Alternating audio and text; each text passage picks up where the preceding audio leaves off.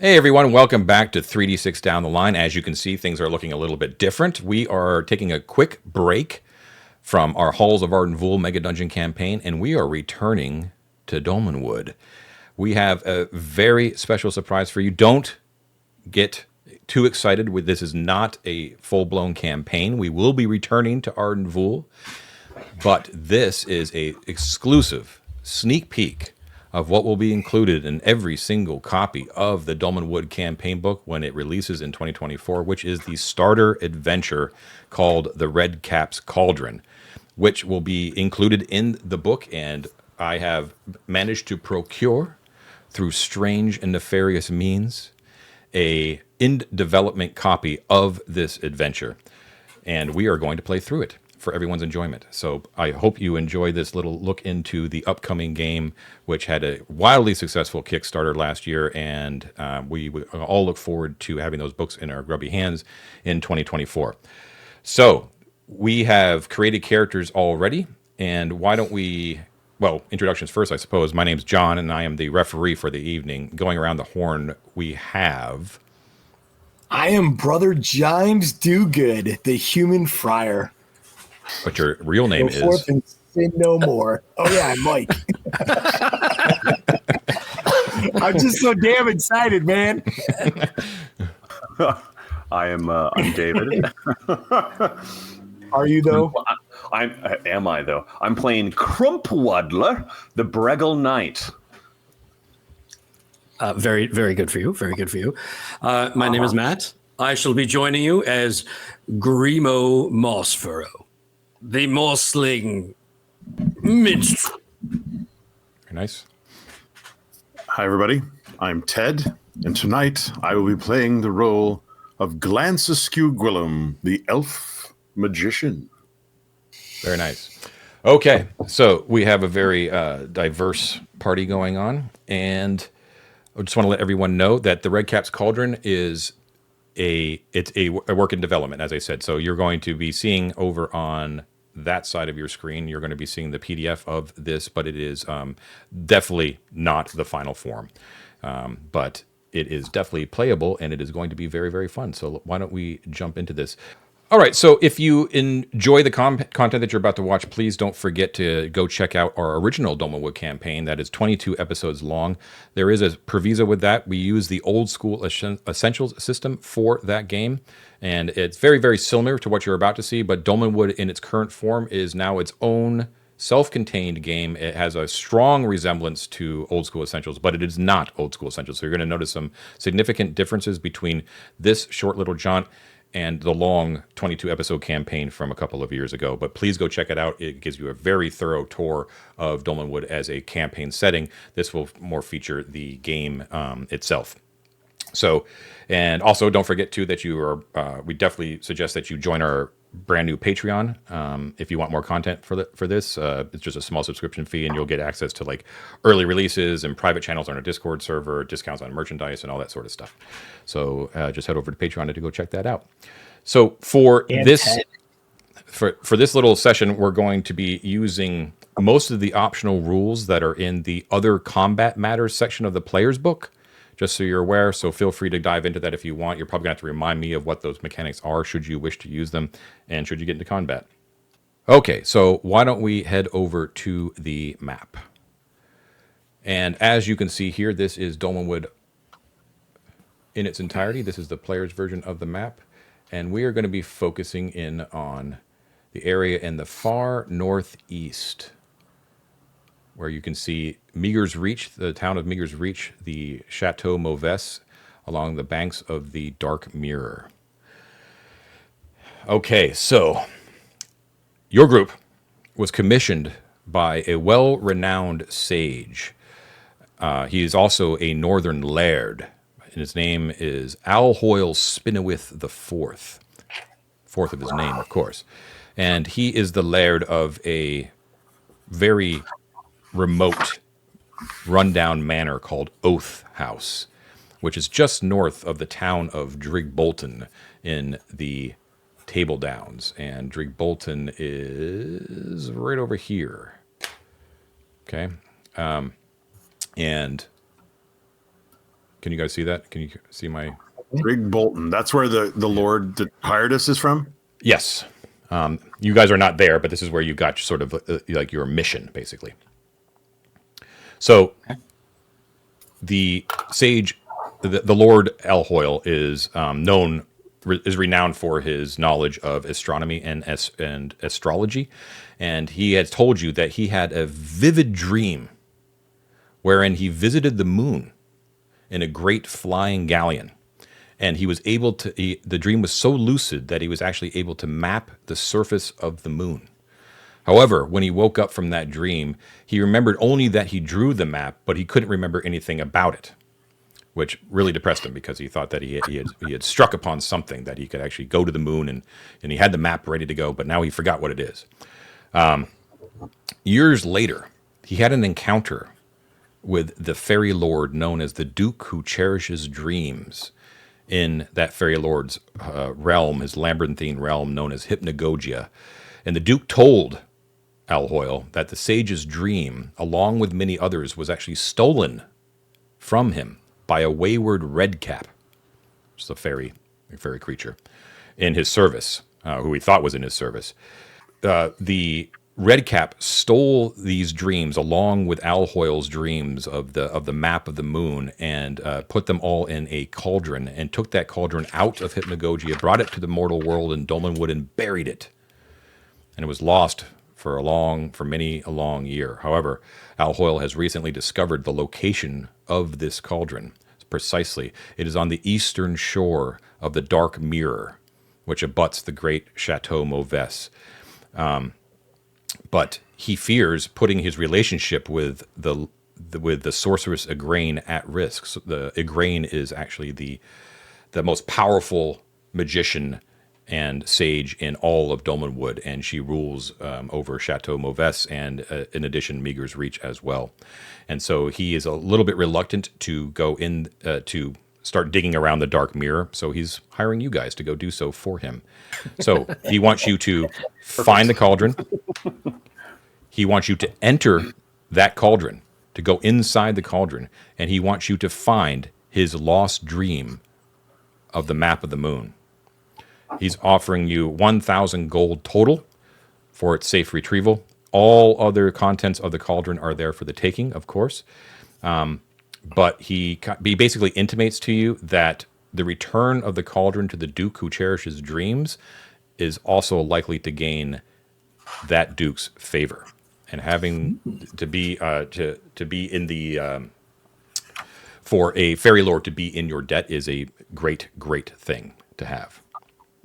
So you have traveled from Oath House across the northern Scratch back into Dolmenwood and approaching the Dark Mirror after many long days of travel, and you have alighted upon the eastern shore of the Dark Mirror, keeping the towering Chateau Mauves nearby and in your vision the entire time. So the Dark Mirror is a vast and tranquil lake, and you guys arrive there during the daytime, but the waters themselves are pitch black, but they are illuminated by starlight, as if they actually reflect the clear night sky, even in the brightness of day.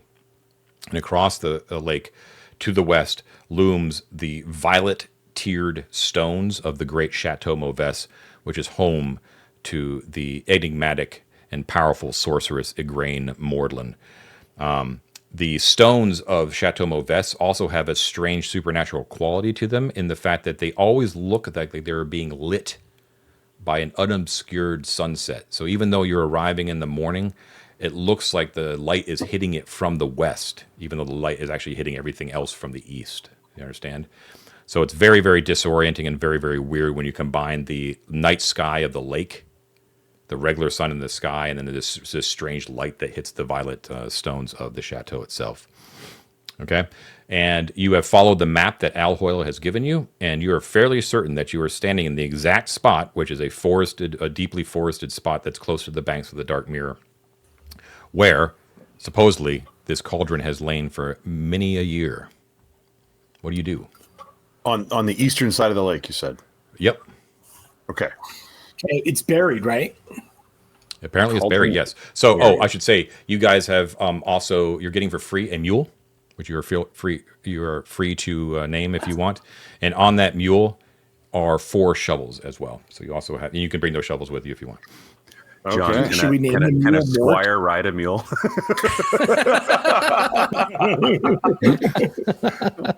Just, like Mule, hypothetically. Chase some Should windmills. we name the mule Mort? Yes. Okay. Mort the mule. Okay, so what do you do? The mule. All right. So we're standing in the exact spot, right? And it's buried. Do you know how big this cauldron is supposed to be? You said we were supposed to be able to walk into it. So is it just like massive? In your mind, you're probably picturing something massive, but you weren't really told. Because he just heard this story. Okay. Like when he talked to the Duke was like, yes, this a Redcap stole it from me. My Suppose we cauldron should of spread dreams. out, guys, and see if we see like a depression somewhere where something's been buried. Yeah, we can look and see if there's any difference in any of the landscape around here, if it's how uniform it is.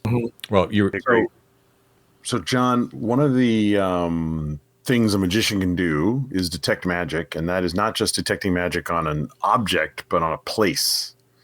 It's non-specific as to the range of that ability, but I would guess the suggestion is like a room or perhaps a clearing or something like that. So I'm wondering, if we're in the spot on the map where we think we're supposed to be, is there a clearing here or like a stone on a hill or, some feature that might be the kind of thing a Redcap would fixate on, as opposed to like, I just got to dig under every tree in the forest kind of thing, looking for it. No, you guys are basically you're thinking very old school, which is great. But I'm just telling you for the sake of speed that you are on the spot where the cauldron is. You can take out your shovels and immediately dig where your feet are. Oh, Let's do that. that seems reasonable.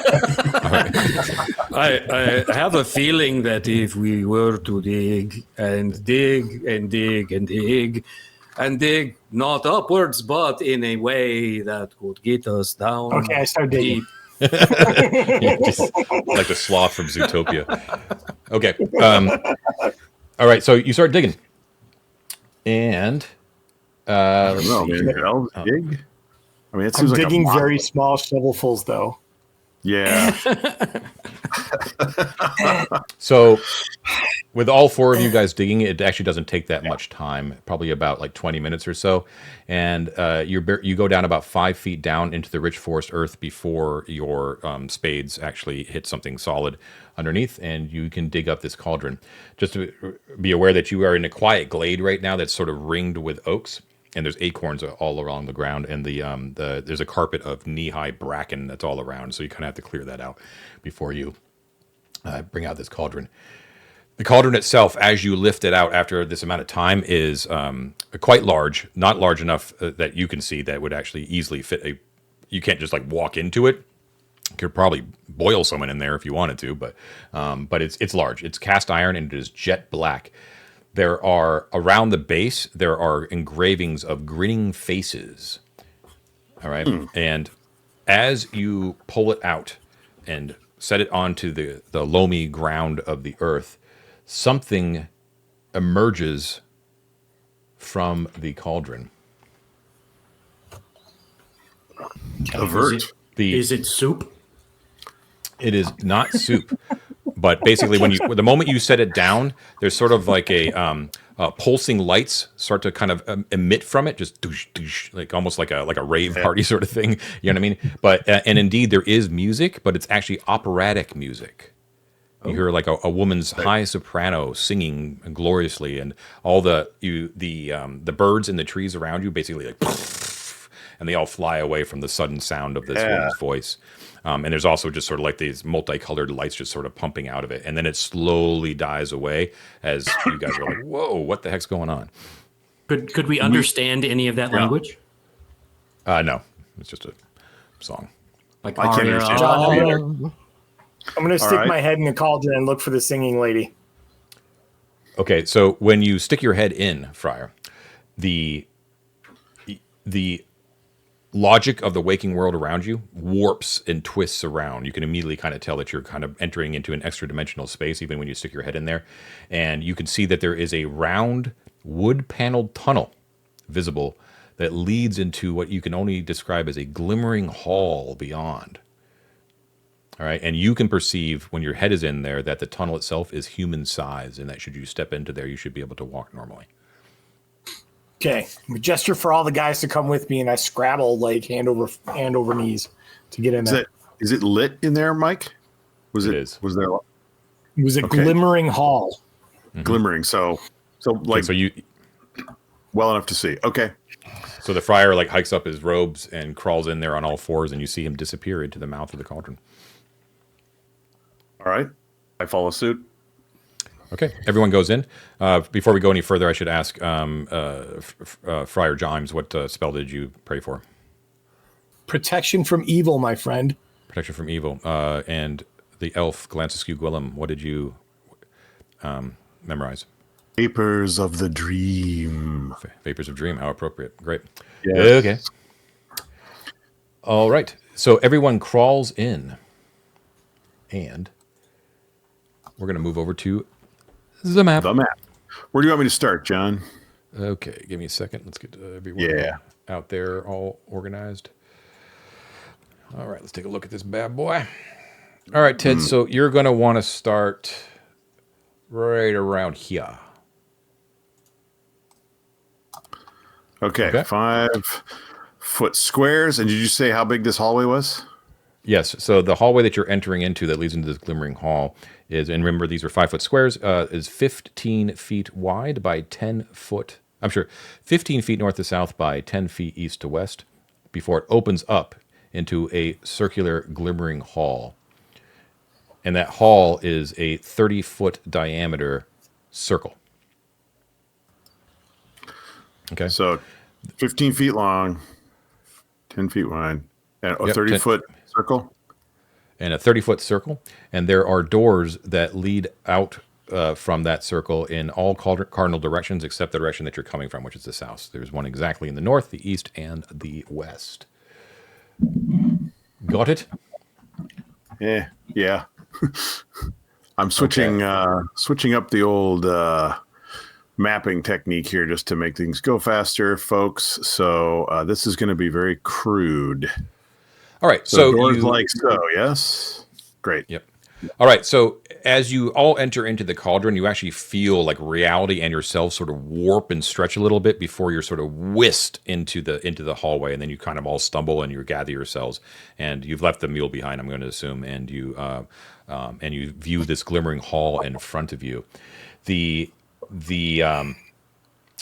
Now things look a lot different in here. The way that you perceive things are very, very different.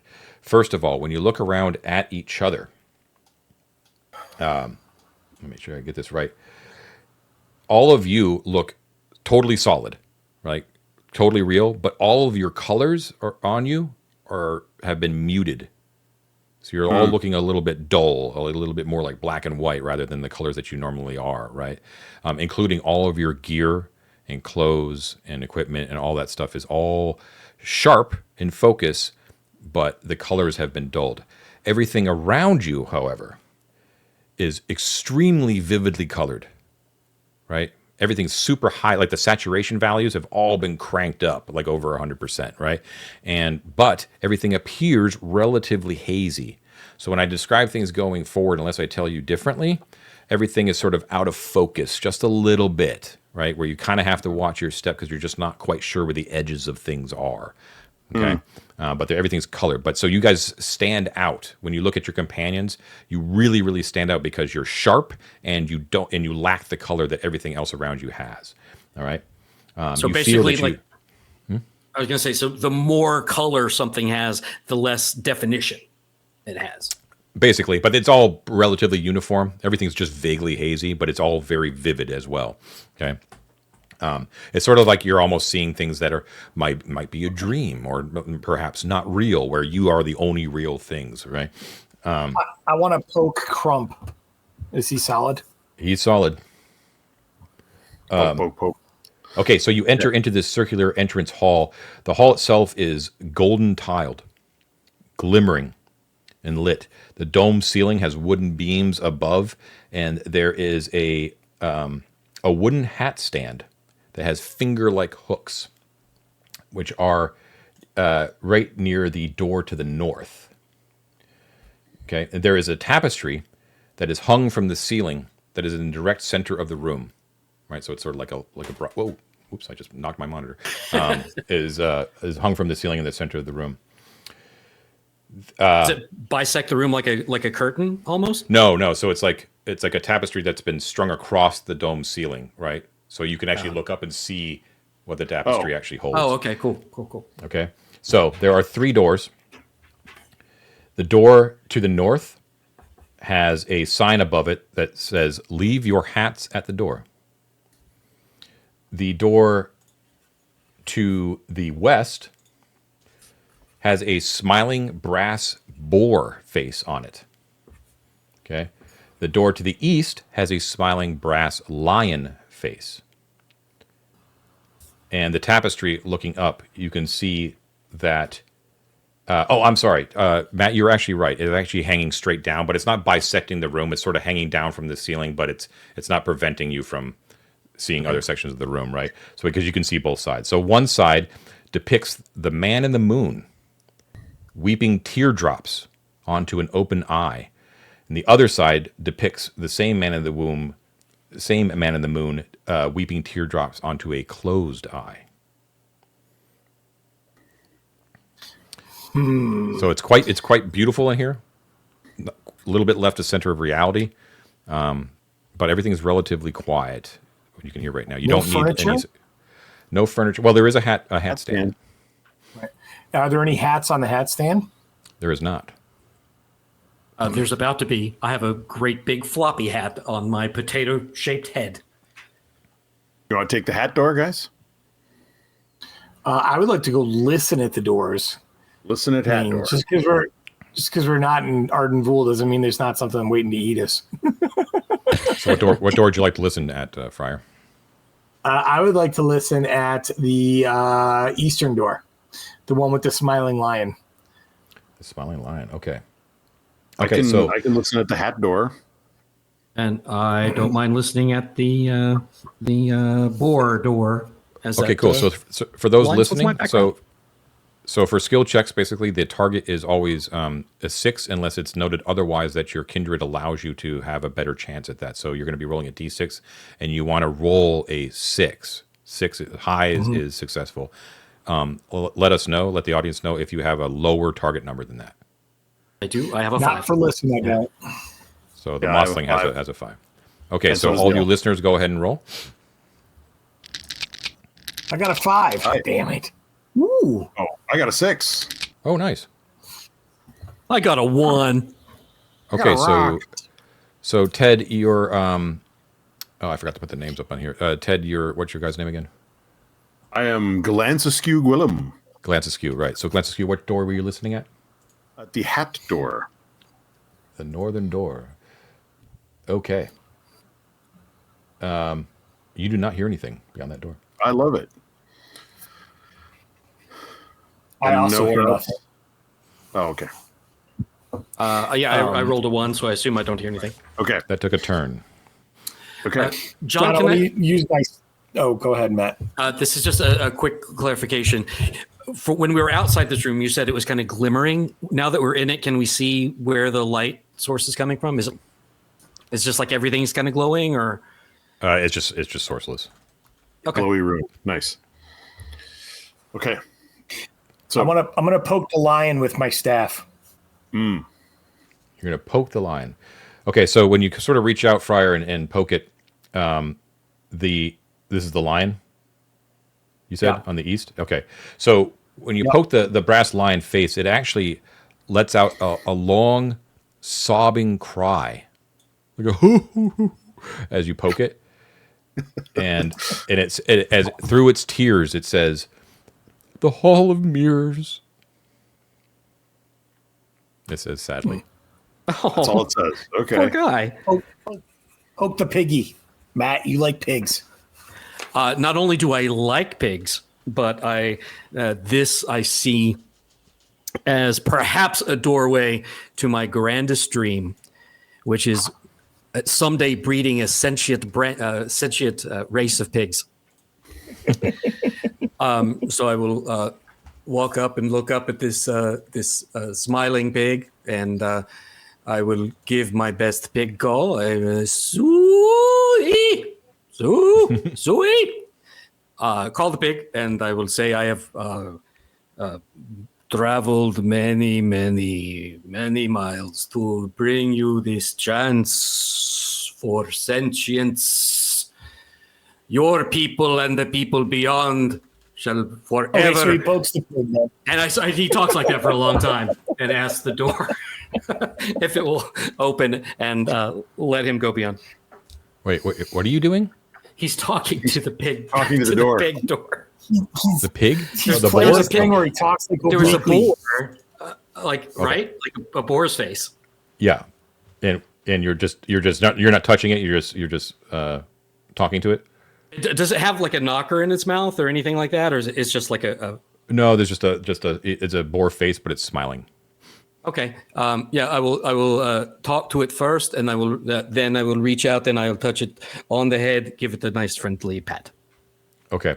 When you touch it, it actually sighs. It's like, and it says afterwards, "Where dreams come true," and it smiles at you. Oh, okay. This is definitely where we want to go. This is the way to go. Well, there has never been a Hall of Mirrors in a D&D game ever. That's been a good thing. Might as well say the ninth pit of hell right in there. So I would like to approach the Mossling and borrow his hat and hang it on the hat stand if he doesn't object to my acquisition of the hat, since I haven't one of my own. Of course, and he goes on for a really long time talking about that. Well, I purchased this hat in a haberdashery. Right. Okay. So nothing happens when you place the hat on the stand. Oh, nothing at all? Nope. And was there a sign on there was just a sign on the door that said, put your hat on the hat stand or something, right? Leave your hats at the door. Leave your hats at the door. No figure or face or otherwise on this door. Nope. Hanging the hat did nothing. Correct. I think we should go through the hat door. I think we should open it. I agree. David, you've been very quiet. Which horrible fate do you choose? Yes, there you go. Do we Choose not our want to fate, try to O knight. speak to either of the heads prior to going through a door? Do you want to respond, for instance? Gremo already spoke to the board, didn't respond back to him except for after he touched it. Okay, there we have it. I guess I can say something to the lion. You know, I'd be like, Just to test it out. what's in the Hall of Mirrors? Ooh. Nothing. It does not respond to you. Can I just say, we come on behalf of the Duke who cherishes dreams, and see if anything responds to that? No response. All right, let's fucking kick this door open, guys. Which one? Hat door. Hat Hat door. door. Hat door? All right. Okay. You None of open us are wearing hats. Got it. You open the door, and you find yourself walking into a very large chamber. The chamber itself is 75 feet east to west, 30 feet north to south, and you are entering in on the southern wall of it. 1, 2, 3, 4, 5, 6. The door straddles the 30 and 35 foot block squares. So 1, 2, 3, 4, 5, 6. So I've got a corner there. How wide did you say it was? 75? 75 east to west, 30 feet north to south. Okay. In the center of the this, door is centered on the south wall? it's 35. It's between the 30 and 35 foot block. Right. Okay. In the center of the hall is a grand banquet table with clawed legs. Let me just see if this place is. Yeah. Okay. The banquet table itself is decked with all sorts of provender and food. There's roast meats and saffron rice and pomegranates all over the place. The room itself is lit with 12 silver candelabras, which look like to be quite valuable, all arrayed upon the table itself. Velvet upholstered chairs. Some are very, very small. Some are normal size. Some are like giant size. And you can see off to the east, the entire eastern side of the room is actually a black marble balustrade, like a balcony that overlooks some other area. All right. There is egresses, however, to the west, directly in the center of the western wall, and to the north, straddling the 10 and 15 foot line on coming in from the west. But however, it is what is sitting in the chairs that immediately draws your attention. There are fat, cat-faced, 5-foot-long caterpillars with grinning. They are all grinning Cheshire cat style smiles, and they have huge eyes. They have fluffy, striped fur that's green and orange, but it's like that caterpillar fur, right? Up and down their segmented bodies, and they are lounging in the chairs with their tails curled around them and their faces sort of like lolling, and they're slowly, every once in a while, like reaching down, because they don't have any arms or anything like that. They're sort of like reaching down, and they grab a little bit of food and they just sort of chew on it slowly. And as you enter through the door, they sort of move their long necks around and sort of gaze at you with their cat-like pupils, and they're just sort of chewing. And they kind of turn around and look at each other and go back to their eating as you wander in. My if goodness. I approached the table, do they take any notice to my approach? Do they change their behavior? They don't change their behavior. They definitely notice you as you walk up. They sort of look at you. They look over your head, Crump, your short-horned head, at the towering moonlit form of Glance-Askew, and they look at them, and you see like their eyes sort of widen. You know how cats' eyes, whenever like they're taking in more light, like they visibly like the pupils like get round. Right. They do that when they see Glance-Askew. I will greet them in High Elvish, the most courtly greeting I know, to to the fair cat or pillar kindred, and hail and well met, and I hope you are enjoying your fine repast, sort of greetings. So they're grinning at you, right, with their eyes wide, and it's really, really weird. The rest of you all perceive there seems to be like a thrumming that sort of starts up in the entire room, and then you realize it's actually these 7 caterpillars all simultaneously starting to purr deep and down in their throats. Nice.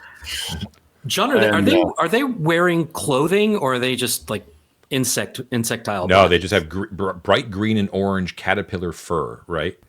Segmented bodies, and they're sort of curled up and sitting on the chairs. Now, be aware that it's very, very vivid, like everything else, but they themselves are hazy and indistinct. Yes. You guys are the John, only sharp things in the room. Right. John, do I see a hookah on the table at any point? No hookah, Okay. but it does have a very hookah somewhere. a very Alice's Adventures vibe to it. Yeah. Sure. Yeah. I would like to saddle up next to one of these caterpillars, take a close look at what's on the table to eat, and snag a snack and throw it in my mouth. Okay. As you Looks walk wonderful. up with your yeah, you kind of snag it in the one near you goes "Rawr!" and it gets like really, really mad as its eyes like get really, really wide and look at you, and it goes "Rawr!" and it lunges at you.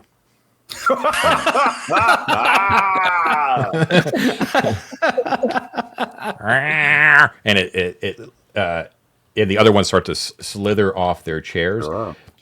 Please, so the combat sequence is very similar to OSE. So you still have to declare spells and movement. However, melee movement is a little bit different in this one, where you only have to declare if you're doing a full retreat. If you're doing a fighting withdrawal, it's not really called a fighting withdrawal. You're basically allowed to move up to half your movement, but you don't have to declare it before initiative. Okay? Understand? So you're declaring spells and you're declaring full retreats. Crump, you are in melee with a single caterpillar, so you can declare a full retreat if you wish. And if anyone else wishes to cast a spell, let me know now. I'm going to do a glamour. Oh, good. I'm going to do a glamour, John. You're going to do a glamour? Okay. Yeah.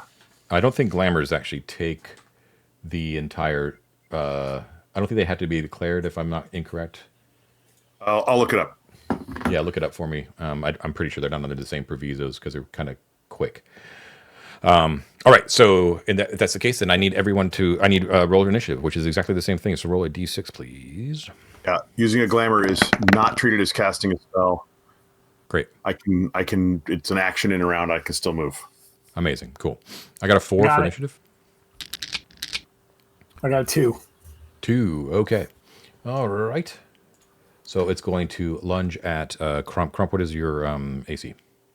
My AC is 17. 17. It's pretty darn good. And it just basically bounces off of your armor as you sort of scuttle back real quick. So, and you can see like all of the hair on the other caterpillars, like the hackles sort of rise a little bit, right? As they all start to like yowl a little bit and like get really mad at you as they sort of size you all up. Fight, the other ones, you elongated felines! I shall slay the unworthy. And I bring my mace up. I want to leap in front of him, flourishing my hands and producing catnip and tuna and little kibble snacks, one for each of the caterpillars there, out of thin air, conjuring treats for them. okay, not your turn. Not your turn yet, though. But the caterpillars they slip out of their chairs and they're basically like slowly moving towards you, even though you know that they could probably move faster, and they're yowling at you the entire time. And they appear to be coming in from both sides in order to herd you back through the door that you came through. Okay, now it's your turn. Okay, I do that. I leap forward and offer them treats of tuna and catnip and other tasty caterpillar snacks. Okay, cool. So they are very excited to see that. But let's see how they react to it, shall we?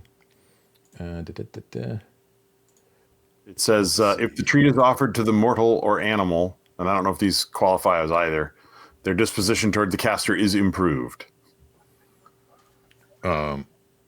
To the mortal or animal, there's I probably can't do all. What is it? 8 of them? I can't do all of them at once, but I can get the one that just took a swipe at the knight.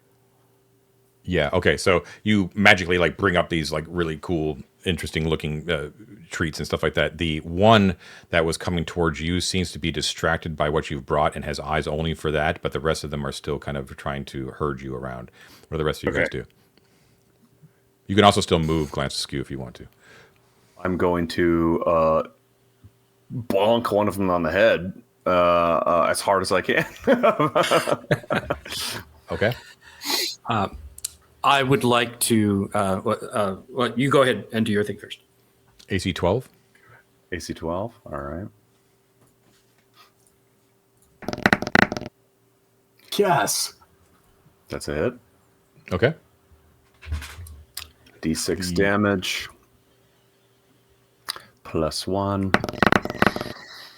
Ooh, that's 6 points of damage.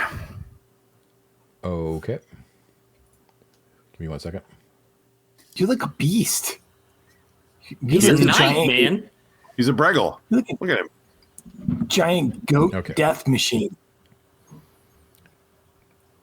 Okay, so what are you using? My mace. Your mace. Okay, so you smash one of the caterpillars, and its gooey innards splatter all over the ground. The yowling intensifies. They are very displeased at what just happened. And there are 3 left. Is that correct? There's 6 left. Oh, 6 left. Okay. There's 7 of them. Okay. I would like to back up close to the door so that it's easy to get through if I need to. And I would like to try to bonk one of them with my sling. Okay. That is I'm assuming that they're within 40 feet. It doesn't sound like they're. Yep. They're So you get a away. +1. So total would be a +2 to this. Gonna roll. That is 11 + 2, 13. Okay, it's a hit. And that is a D4 worth of damage. 2 points. 2 points. Okay. So you whip your stone at one, it plunks it right in between the eye, and the thing collapses in a long serpentine heap. All right. Anybody else? John, I'm going to shriek and hide behind the knight. Okay. Very good. All right. Spells, top of the round. Melee movement? No? Okay. Roll for initiative. I got a 2. I did it last time. Somebody else roll. I got it. Got it. Oh. Oh. Okay. Well, All right. You rolled guys first. Oh, okay. win. Whatever. It's fine. Just go. Take that. What do you do? I will offer another treat to the next closest cat, hopefully to calm them down.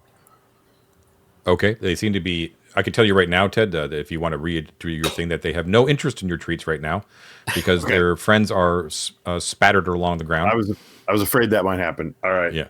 I'll back up towards the door with my staff out, Okay. cursing these what fools these mortals be. When friendship was at our fingertips, they chose violence. Nice. Yes. When I grew up, a dinner table is an invitation for all to eat. A man of the people I am, and asking for an apple is not a crime worth death. These caterpillars can be smitten for the unwelcome. Thou didst not ask. You merely Okay. took. We're still in combat. Anyone else do anything? Yeah. I'm going to John, smash I'm going to another use one in the head. I'm just going to use the parrying ability to give my AC a +1. Okay. Actually, yeah, I guess I'll be doing that same thing since I have right. no AC. I will take another shot with the sling. Okay. AC 12, go. I'll do that. If you And then die, you can I have your slow? No way. Oh, Nice. that's 16. That hits. Okay. D4. That is one point of damage. Okay. All right. So that sling seems to strike a glancing blow against one of them that's encroaching upon you, who yowls in pain. Still up, though.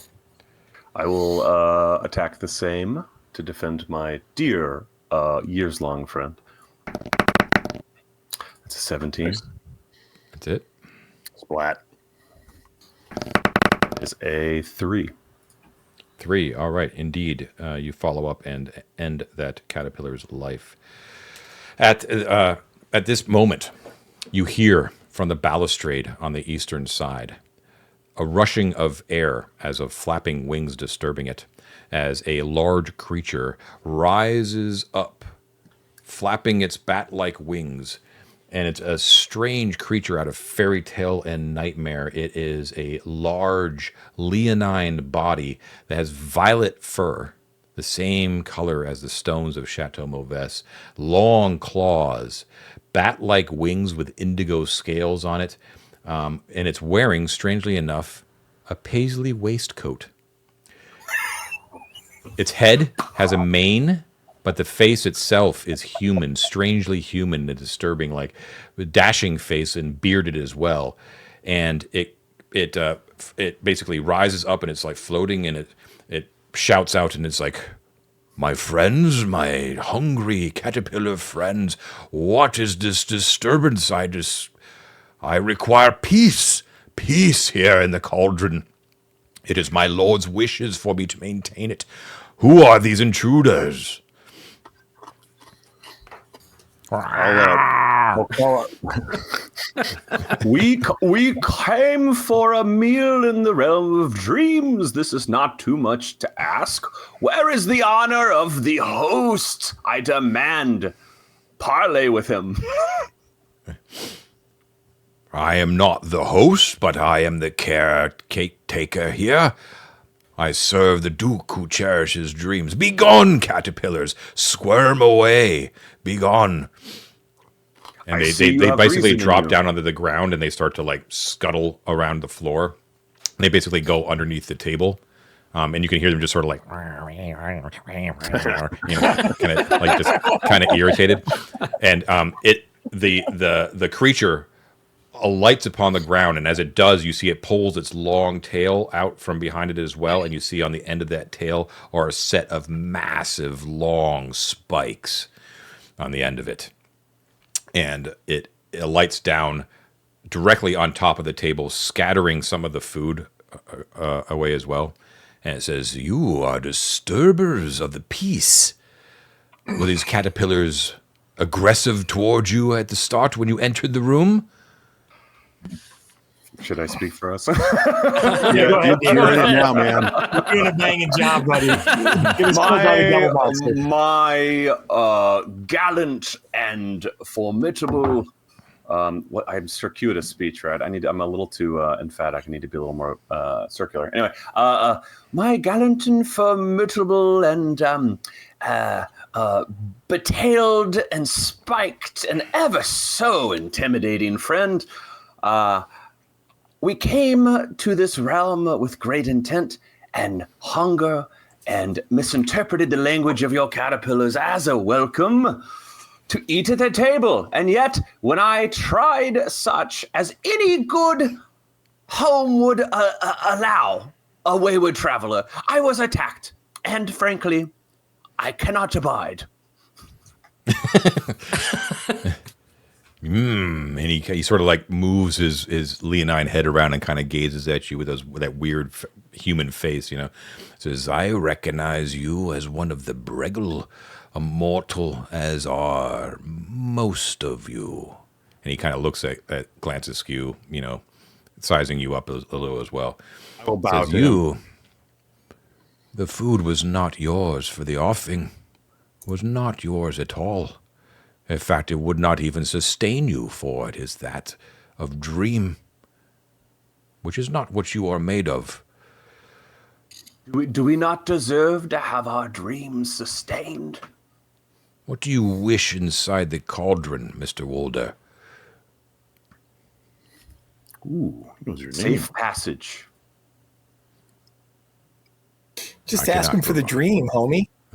"Things are dangerous here in the cauldron. You have stepped into a place that is not meant for your kind.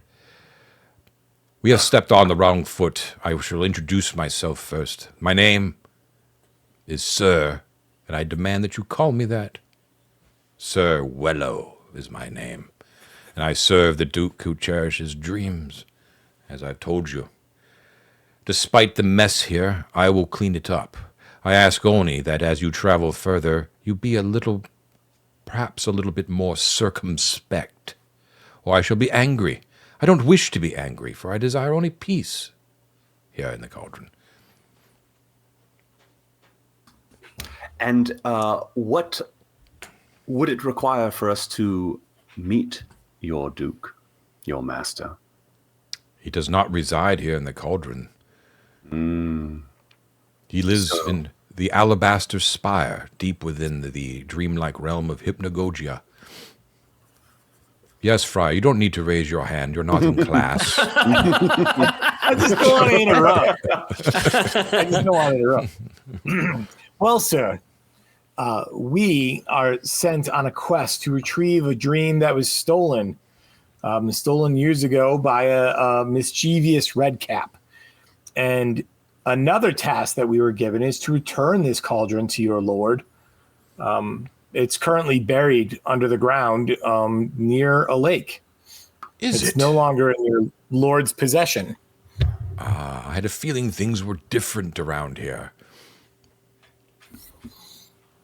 Do you know where we can retrieve the dream that we seek? Well, I don't know the exact contents of the cauldrons that also lie within this very cauldron, but I can certainly tell you where they are.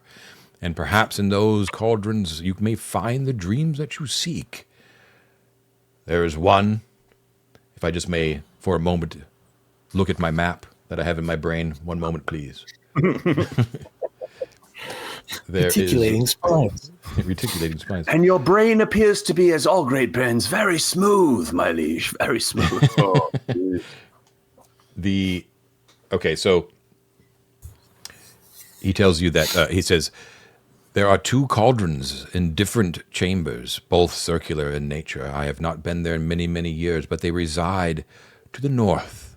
And he points towards the door to the north. Cauldrons within the cauldron? Cauldrons within the cauldron, indeed. Oh.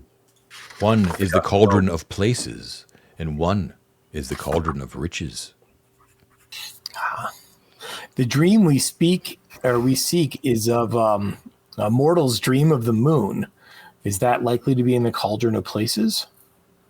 I do not know their contents. I just know their names.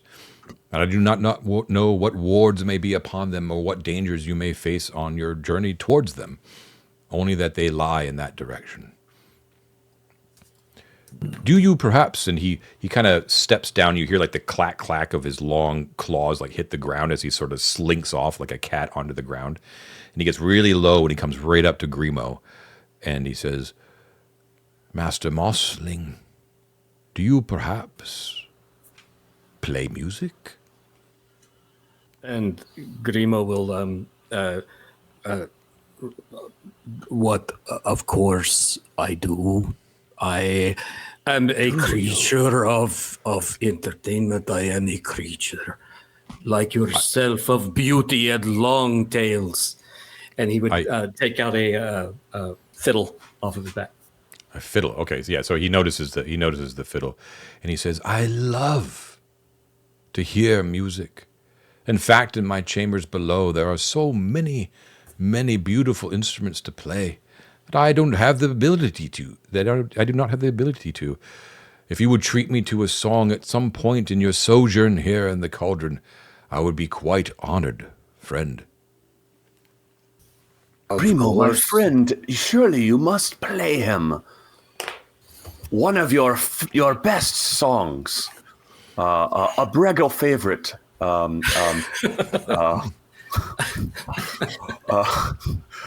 my own Devil goes down grandpa. to Georgia. What's that? Yeah, no. I'm going to suggest you sing him a lullaby and see if he'll go to sleep within the dream. I'm very curious.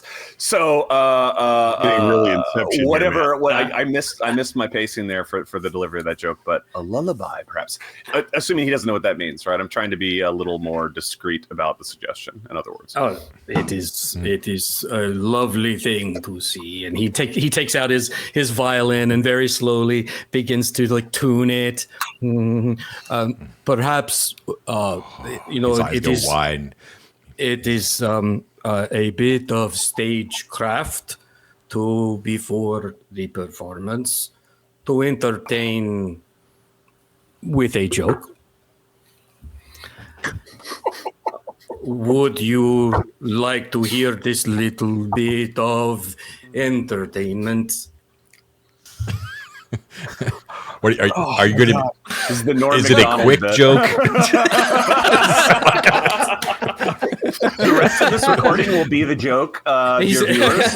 He says, knock, I don't think knock. I can handle this for too many more Just sessions. listen, you've got knock, knock. Who's there? Procrastinating swine.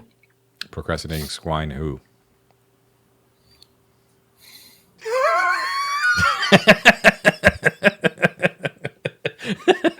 All right. Cool. Do you play your fiddle or no? He does, and he plays a beautiful, quiet little melody that sounds like the kind of the dew falling in the forest. Okay, cool. Before So, he does that, yeah. Sorry to yes and or to one more thing. But before he does that, can I request of our dear host, Miss Surreal, could you by any chance fix some chamomile tea for us? Perhaps have a glass yourself. Surely this exists in dreams. As you can see, as I explained before, and he sort of like looks pointedly down at like his massive long claws. I do not have the capability. Thank you so much for pointing that out. My shortcomings. Sorry. All right, continuing. Yeah. But as Gremo plays the fiddle, he sort of like rolls his head to the music a little bit, and you see the tablecloth of the banquet table sort of rustle a little bit, and slowly the cat-like caterpillars sort of squirm out, and they're like purring again. Strangely enough, you see some of them actually move up to the squashed remains of their fellows and start to munch on the pieces. Oh, They start to crawl back up onto the chairs and start to once again partake in the provender. As you finish the last strains of it, Gremo, the manticore nods at you and floats back up in the air, and it starts to wing its way back over the balustrade, and he says, "Remember, keep the peace, be quiet. Everything will be well. The last thing you want to do is to anger me. Thank you so much for your gift, Master Mosfero. We shall see you again soon, should you enter my chambers. I await another scintillating concert." Perhaps I can remember another joke. And he disappears over the side. 2 turns went by for this whole time in this chamber. One of those was just the joke. Yeah, that's probably true. Well, I don't know if elves, with their long lifespans, are very patient with mortals, or whether they're just totally done with this sort of nonsense. But Glance-Askew immediately walks to the north door. Okay. And what sort of door is it? A regular door? A door with another pig on it? Or Let's check, shall we? yes. His staff thumping the floor as he strides, his gossamer hair and his silvery robes flowing behind him. It appears to be a normal door. It was the north one that was leading to the Cauldron of Places. Is that correct? Both of them. There's a circular room. Oh, to both. Okay. Yeah. He'll put one of his beautiful yet delicate elf ears to the door and give it a listen. Okay. Takes a turn. And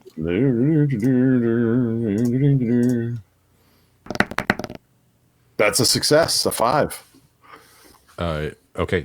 Oh, you succeed on the 5? I do. Enough? I do. All right. Let me see if there is anything to here. Yes. Through the doors, you hear what sounds like bubbling, like something hot that's bubbling and boiling through the door. You know what I mean? Yeah. And you can hear, maybe? yeah, and you can also hear what sounds to be like numerous utensils sort of quietly banging around, like the normal sounds of like a kitchen in use sort of thing. Shall we, my friends? Yes. He will Okay. open the door and look around the edge of the door frame into the room. All right. So first of all, right beyond the door, there is a 5-foot long passageway that leads to the north. But it is 10 feet wide before it opens up into a kitchen, which is precisely 20 feet east to west and 25 feet north to south. Okay. And you got it, Ted. There is a door that leads to the east, which is straddling the 10 and 15 foot block. To the east. So here. And that appears to be the only means of egress at this time. When you walk through the door, you can see, or when you're peering through I remember you just said you open the door, just kind of peek through, but you get a blast of hot steam basically in your face from the ambient heat in the room. It is lit as well with, there are cast iron stoves in the kitchen that actually are, the flames themselves are actually pink flames, strangely enough.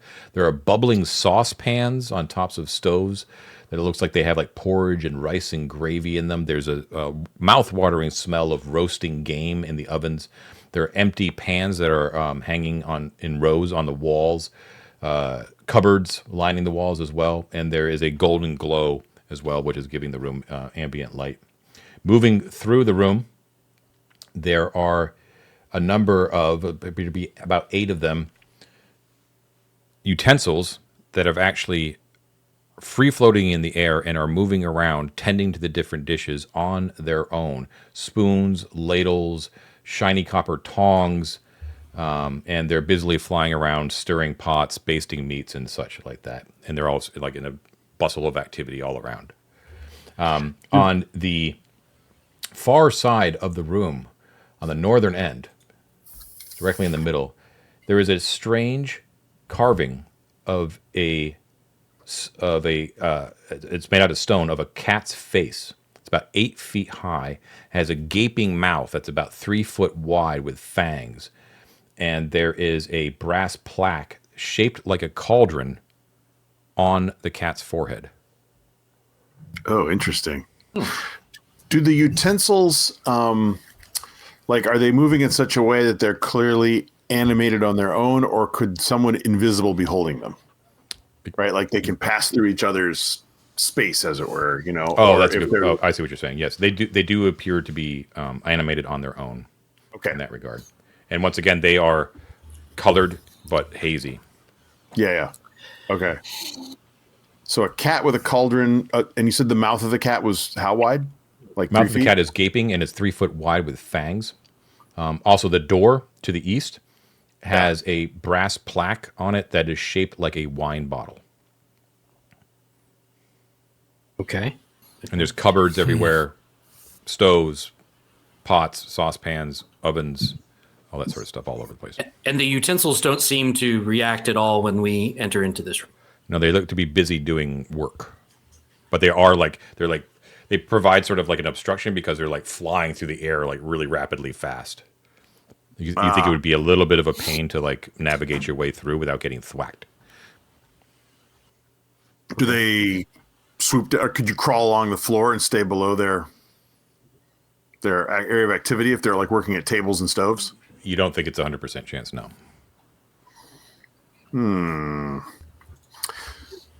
But could we? So that's on the way to the meow or to the cat door. But to the one on the east, does there seem to be a clear path over that way, or any way into this room? Anyway, it's being crisscrossed by these utensils all the time. Huh. Are there any adjacent tables, small tables, or that small tables? Tables? Nearby? There's nothing like there's like a large prep table that's sort of like in the middle, and there's counter surfaces all along and all that kind of stuff underneath the cupboards. Okay. What if I shout "Health Inspector" into the room? Do they I want to go investigate. Nothing. No, nothing. John, I'm gonna cross the room and go investigate the cat. Okay, you're gonna attempt it. Okay, I want to go investigate the cat statue. All right, so when you attempt to move through, Friar, there. What's your AC? What's your AC? It's 12. Thank you. 12. Okay. Let's see. That was the end of the fire. Okay, so you're like whoa, and you kind of moving your way through, trying to dodge and all that kind of stuff, and like one spoon kind of comes right at you, not like deliberately trying to attack you, but like you find yourself in its path, and you manage to dodge out of the way as it looks like it would have given you a hearty thwack on the butt, but you make your way through to the door, and you're there. Okay. Whew. Watch out for the knives, guys. I'm gonna. How big? Could I stick my head in the cat's mouth? I'm not saying I'm doing it. Is it that big? It's 3 foot wide. Okay.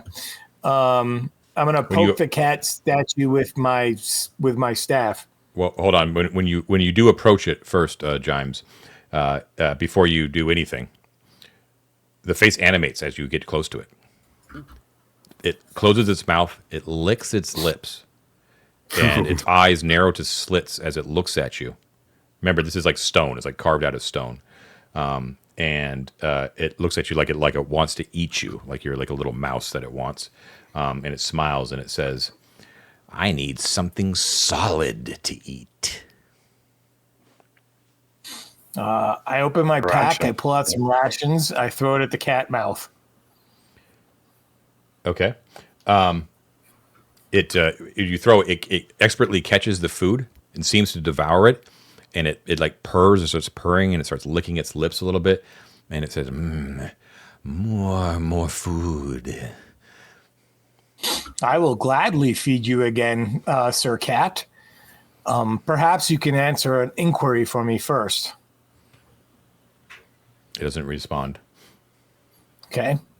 Do you know where the Cauldron of Places is and how I may get to it? I'm so hungry. More food. I pull out my other rations and I say, do you happen to know where the Cauldron of Places is? Give me the food. I'm so hungry. Give me my answer first, kitty kitty. Food is food. More. You're like creepy, John. I don't like Well, he wants to eat you. As creepy as that is. It's like licking its lips. Just looking at you and the food. Like it could take either. Can you, John, do we see any source? Go ahead, Ted. Sorry.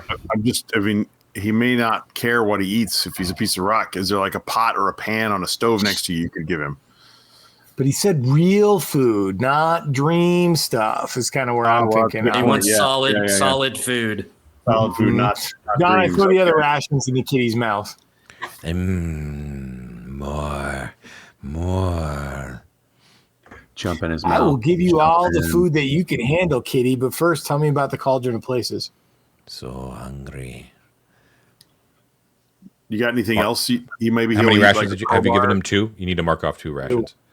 Those are my own too. So Okay. yeah. Make sure you John, mark it. You just cleared off space. I feel bad about our Friar over there all by himself, but looking at the way that this kitchen is laid out with the pots and the things cooking and stuff, could we, if we moved some of those pots that the utensils are going to, could we alter the flight pattern that these things are taking, going from pot to pot across the room? If we just move the pot to shorten and alter the path, could we then safely get by? Yeah, moving the equipment though would also subject you to possibly being thwacked. What if we moved it with my staff? Like, could I stay far enough away from a pot? Or you would have a very high chance of spilling whatever you're moving if you're just using a staff to poke things. Yeah, okay. I don't think we want to spill anything either. Part of the reason I was asked about a table earlier is we don't have a dolly, unfortunately, but a table can be docked underneath, gang. How long is this central preparation table, John? Does it run the span of the room, or? No, but it dominates the center of the room. I would say it's probably about 8 feet long. I need to step away, check on a kid just for 1 second. I'll be right back. Okay. I'm going to try speaking to the utensils, like saying things like, dinner service is over, stop cooking, no more, go back to your drawers, dinner's over. Nothing happens. They just Nothing usually happens. do anything. I'm going to say a turn's gone by so far as you've been in the room. Yeah. Looking around in the front hall there, or right around the entrance, there's no like a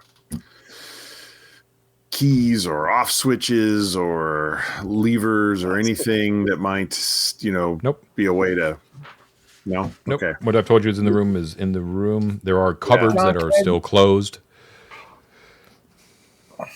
Can I reach the brass plaque? Oh, sorry, David. Go ahead. John beat me to the punch. I would like to approach the cupboard closest to where I'm at. You said they run the circumference of the room, yes? Yeah, more or less. They're just sort of, they're on. I would like to go to the closest to the door I'm at, if it is possible, and open the cupboard. Like, I'll have my shield above my head and kind of Okay. So there's a slight shuffle chance over that to this cupboard. they may attempt to thwack you. It's fine. But they don't, so you're able to dodge your way through some of the utensils and you get to the closest cupboard. You open it up. I open it up. What do I find inside? Inside, you find that there appears to be some bags. You can tell that inside the bags, because some of them are spilling out, there appears to be like some onions coming out of some of the bags. Are they dream onions? They're like out of focus. Yeah. Yeah. Is the cupboard singular, or do all of the cupboards connect? Not all. There are banks of cupboards, but they're separated out different Couldn't walls. traverse through the cupboard, in other words. Right. It's not like in a modern kitchen. These are like individual pieces of furniture. More or less, yeah. Yeah. Can I pick up a cupboard? Is it like liftable? No, not really, no. Okay. I mean, you I'm could gonna drag just go it. You could, yeah. It's fine. I'm gonna continue my path over to the door to the east, Okay. and I'm gonna open it. Okay, you're able to dodge the utensils, and this so it has a brass plaque, and the plaque itself is shaped like a wine bottle. Like you test the door. Is that what you said? I test the door. Okay. Locked. Locked. Okay. This is a weird thing to say. We need wine to open it. I know. Yeah.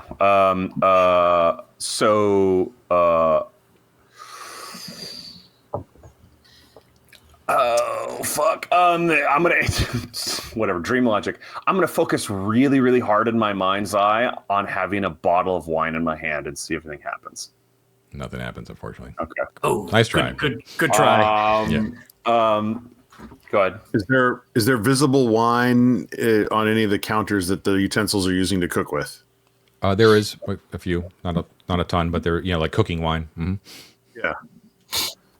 But to get close to one involves risking the wrath of the utensils. Correct. Yeah. Anytime you move through the room or move to a different place, there's a chance that you may be inadvertently attacked. Sure. I want to make it clear it's not out of malice. Nothing's like trying to get you. Of course, I get it. Yeah. It's very Fantasia, which I love. John, I hate to make you repeat yourself. When my dear friend Mike, what's your character's name? I can't remember. Jymes. When Jymes do good. When Jymes fed the cat, did the cat's mouth chew? Yes. Okay. In the kitchen, do I see anything incredibly sturdy, like a metal pole or something that might, for instance, hold the mouth of the cat open? It's a large mouth. So you saw when it is open, its default state, it's about 3 foot.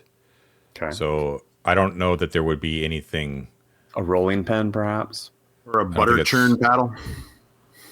It had to be something that's larger than 3 feet, right? Butter churn's big. Well, no, I guess if you wanted it to close and I'll put it this way: I have a lance. I have a lance in my inventory. I'm going to attempt to traverse the room and meet Mike. Go ahead, Matt. Sorry. I was going to say before you do that, this may not work, but I would like to take out my fiddle and Beauty of the Beast moment here. Start playing and see if the tune from my fiddle can maybe like entertain these utensils, get them kind of dancing, or at least getting them moving in like more of a rhythmic motion to make it easier to dodge. Affect it? Damn, I tried. I'm gonna call it another turn. All right, Crump, you're moving forward. Sorry, Mike. Yeah.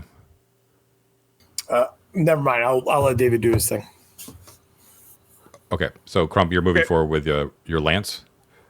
I approach Mike with my lance. Utensils. I am going to prop the lance within the cat's mouth, as to prevent it from closing its mouth without inflicting pain upon itself. Does that make sense? Yes.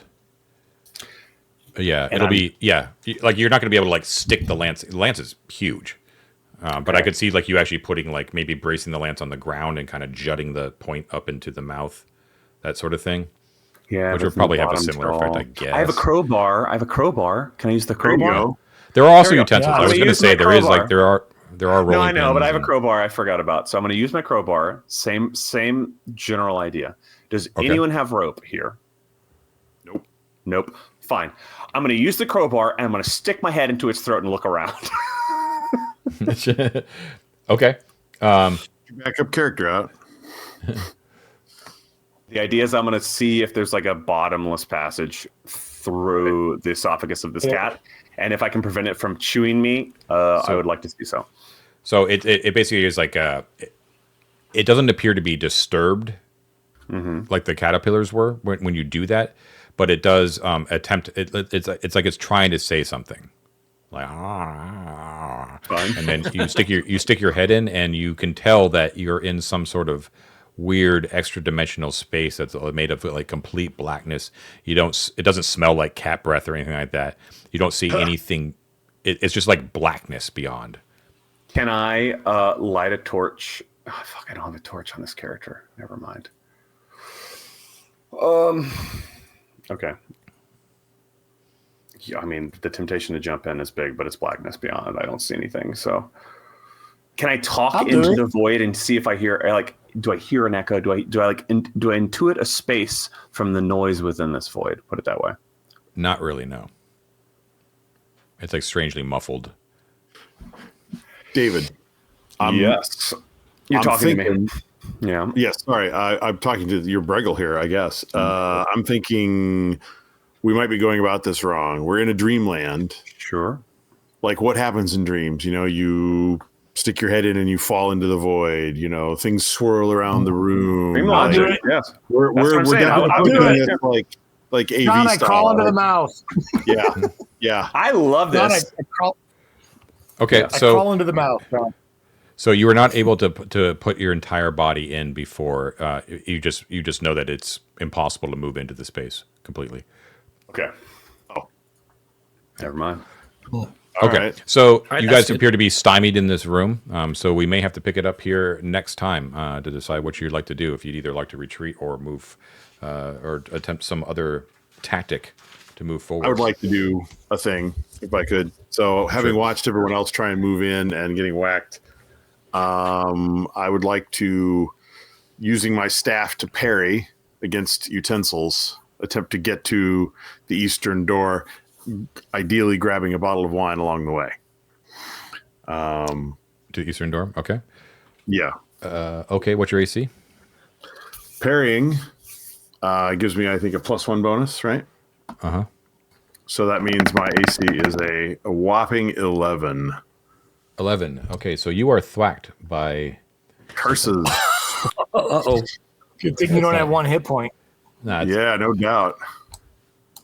do you only have one hit point? No, I have 4. Oh, you do have 4. Okay, that's right. You rerolled. I was like, oh, Yeah. because you do take 1 hit point of damage as you're thwacked by a pair of copper tongs right across your face. But you are able to grab John, a bottle of the cooking wine. Okay. John, I thought you said that inside the cat's mouth was an extra dimensional space. My point that is mystery there? it's an extra dimensional space. You can't get into it. It's a no-go doing that. Right.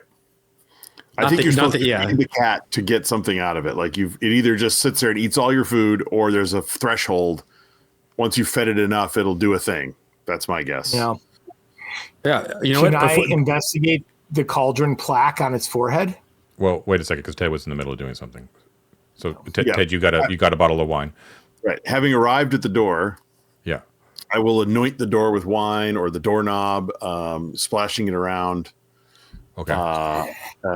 And Maybe yeah, a plaque. exactly. Yeah, we're gonna make it rain, baby, and see if that does anything. And if that doesn't unlock the door, try drinking some of the wine, I guess. Okay. But I'm So anointing it first.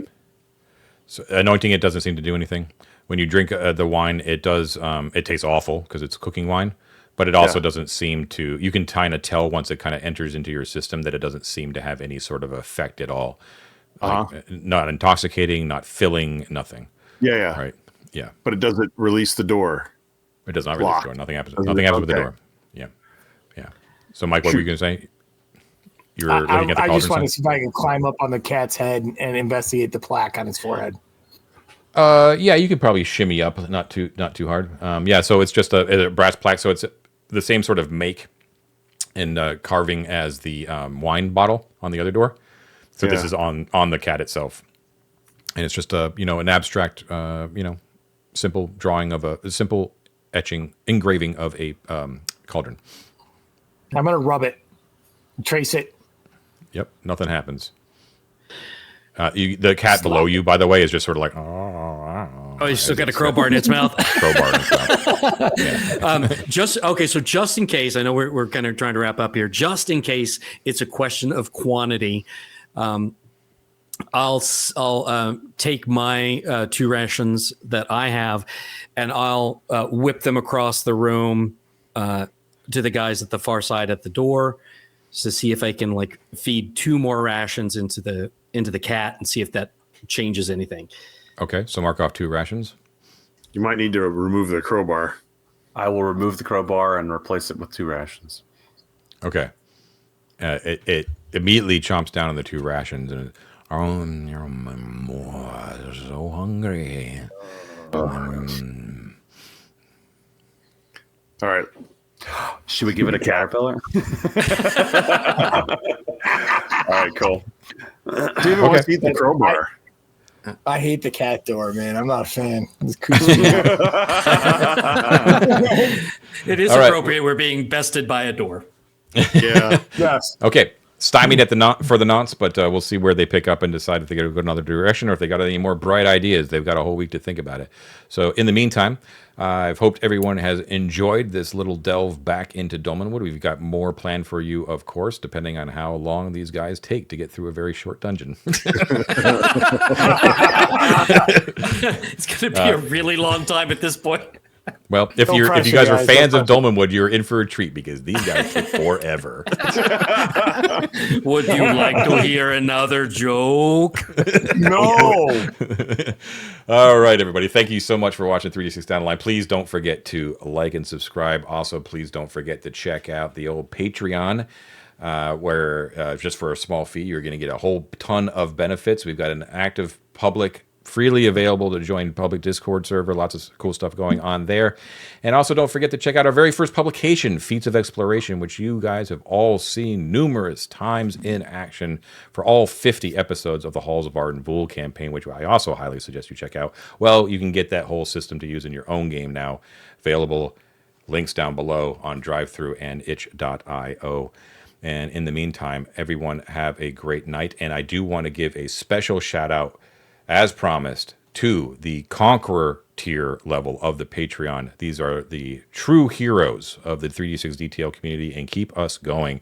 And those guys are Adam the DM, Andrew Schroker, Diregrew, Grunt, Jib Cutter, MM, Mech Jack, Michael Schilling, Musso, Scott Earsley, Stefano Di Maiolo, Summon Toast, and Will Davies. Thank you so much for your continued support. And we will see you all next time. Have a great week, everybody. Take care. Right. Thanks. Thanks, John. Okay. Thanks, John.